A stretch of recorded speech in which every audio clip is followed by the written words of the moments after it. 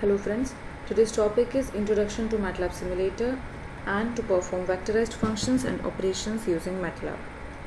Here we shall see what is MATLAB. It's small functions like vectorized and operations and how does it work. Okay, first, what is MATLAB? It is a programming language developed by MathWorks. MATLAB stands for Matrix Laboratory. It is the fourth generation high-level language and interactive environment for numerical computation, visualization and programming. Their common features are like 2D and 3D plotting and graphics, linear algebra, statistics, data analysis, numerical calculations, integration, transforms, curve fitting, differential equation, dealing with matrices and arrays, and also various other special functions. So we shall move on to the operations. Okay, for that you require MATLAB. You can directly install it onto your computer, but it is a somewhat big file, nearly 15 to 20 GB you require this space, and for downloading also you require a good internet speed. Otherwise you can also download the app onto your mobile phones if you do not have the MATLAB onto your computer and can work. So we shall go to the MATLAB simulator. Here I am opening, this is the MATLAB simulator, the environment of MATLAB simulator. We are not needing to move to this whole environment. It is of no use to you all.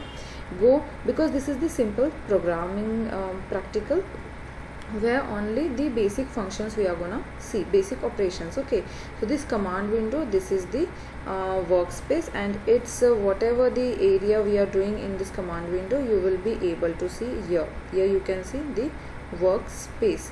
Are you able to see workspace on the left hand down bottom side, workspace? Okay, so the basic functions are like I should say the basic functions in which it is the operations, arithmetic operations like plus, minus, multiplication, like array multiplication, then division operator, right division operator, scalar and matrix exponentials. So we shall go and see this first. Okay, so the small example, like I have to perform the arithmetic operation plus and minus. I am writing here 5 plus 5 and I am pressing enter. So you can see you will be directly getting the answer 10.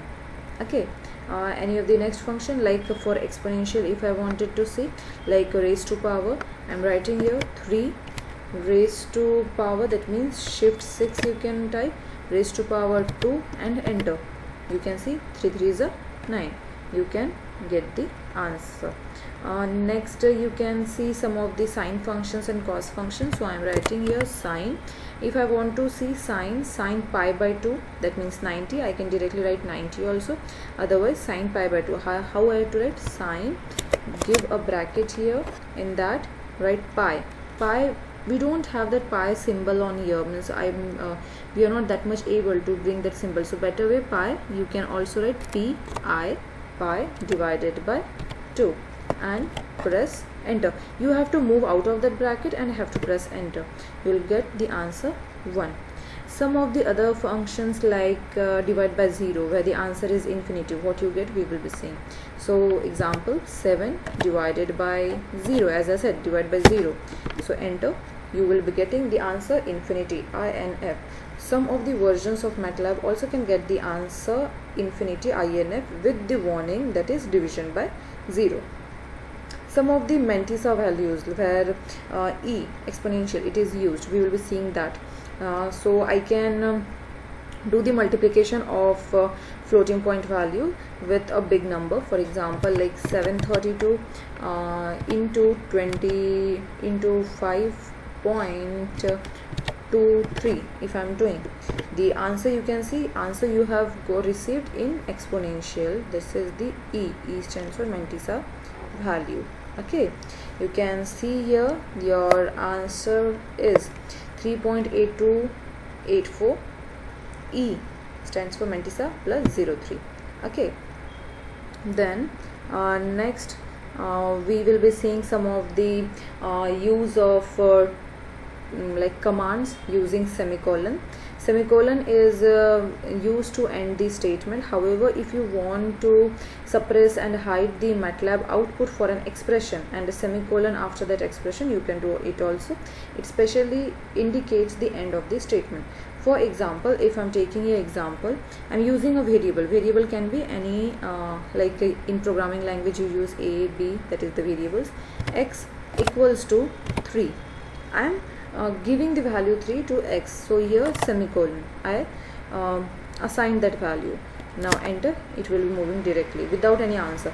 Above you saw that it was giving you the answer ANS. Now it's coming to the next line, x equals to 3. Now I have to use this 3 value in some of the another expression. For example, like y equals to 4 plus x. Your answer will be y equals to 7, 4 plus 3. Whenever you need to execute it, that means you want the answer, then don't put the semicolon. But if you want to move to the next line, otherwise you have to add multiple lines on that, you can use. Yeah, now in comments, as I'm saying, for using for giving comment, you can use the percentage sign. Okay, percentage sign is used to indicate a comment in the line. For example, if you want to see, if I'm writing like x equals to 6, and after that I'm writing percentage sign I am giving, and I am writing here like assign the value. Okay, assign the value, enter. You can see assign the value, whatever I have written, it has not been executed because it is the comment line. It is only for reading purpose. Okay, you got the answer, x, that is equals to 6. Fine. Now we shall see some of the vectors. As we said, this basic operations we saw, that were the arithmetic operations and all we saw. Some of the now vector operations will be seen, like row vector and column vector. So what are the row vector? It is created by enclosing the set of elements in square bracket, that is the row vector. For example, you can see here, like I am taking r equals to square bracket, I have to take square bracket, and I have to give the values using with the space between two values, like 2 space 3 space 4 space 5 space 6 space 7, and I am closing the square bracket and I am entering. So you can see you have received the answer in a row format. The values whichever you have provided in that row vector, you have got that value. So this is the answer. Now this was in a row format. Now use the column vector. It is used by enclosing the set of elements in square bracket. Yes, but how column? Using semicolon to delimit the elements. Okay, so now I am taking the column like C equals to, again square bracket, I am giving 2 semicolon 3 semicolon 4 semicolon 5 semicolon 6, and close the square bracket and enter. You can see you have received the answer in a column format.